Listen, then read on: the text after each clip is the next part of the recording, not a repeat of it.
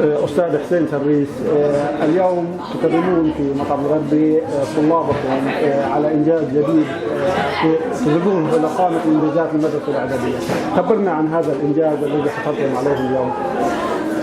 أولاً أحب أشكر ربنا على هذا التوفيق وعلى هذا النجاح الكبير، وهذا من أكبر النجاحات اللي بقدر أنا أعرفها لنفسي ولإعدادية مجد كروم، لأنه إعدادية مجد كروم أول مرة في تاريخها تشترك في بحث علمي على مستوى كل البلاد، والحمد لله استطاعت إعدادية مجد كروم بعد إجراء البحث وبطريقة جدا علمية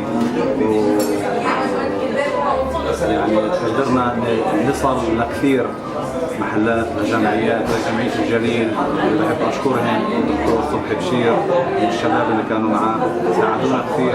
بشكر المعلمة فاتن عازة اللي هي كانت مرافقة للطلاب اللي اشتغلت وأعطت من جهدها كثير وقت كثير ساعات كثير أعصاب على العمل على الترجمة على البحث. بحب أشكر طلابي وأهنيهم على هذا الإنجاز. إحنا أخذنا اليوم المرتبة الأولى في البحث العلمي على كل الوسط العربي، كل الألوية، اللواء الجنوبي واللواء الشمالي ولواء المركز ولواء حيفا. إحنا أخذنا المرتبة الأولى الحمد لله، وطالعين على القطرة علشان نمثل كل الوسط العربي، وإن شاء الله في القدس في 17 الشهر راح نمثل الوسط العربي ونباري الوسط اليهودي، وأنا على يقين إنه رايحين ننجح الحمد لله. المحفل اللي أجروه الطلاب المقارنة بين المعصرة القديمة والمعصرة الجديدة وزيت الزيتون قديش عنده فيه كيفية أكثر، واستنتج الطلاب بأرقام علمية وبإثباتات علمية إنه زيت الزيتون كيفية يعني فيه كيفية أكثر، يعني فيه مركبات أكثر من زيت الزيتون الحمد لله. نتمنى انه كمان باقي المدارس تحذو حذونا، لانه عن طريق البحث احنا بنساعد طلابنا على التفكير الاعمق على الابداع.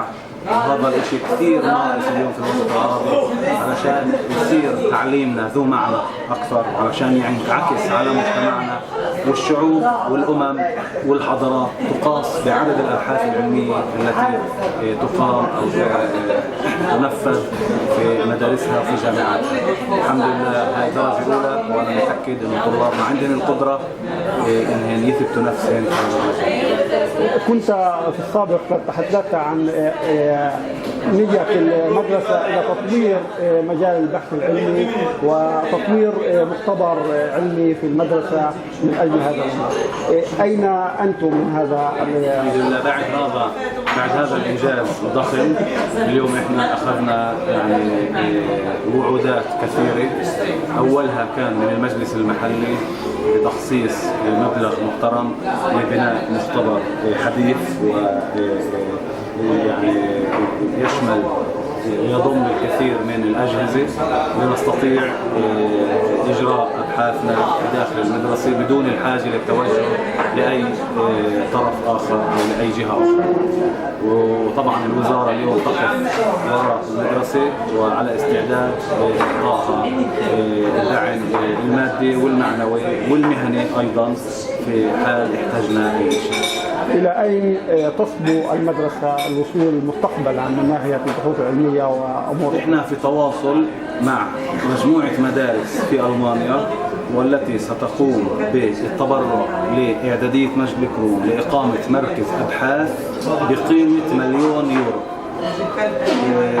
الأمر بعده يعني بصدد التحضير، بتأمل نقدر نصل لهذا الإنجاز.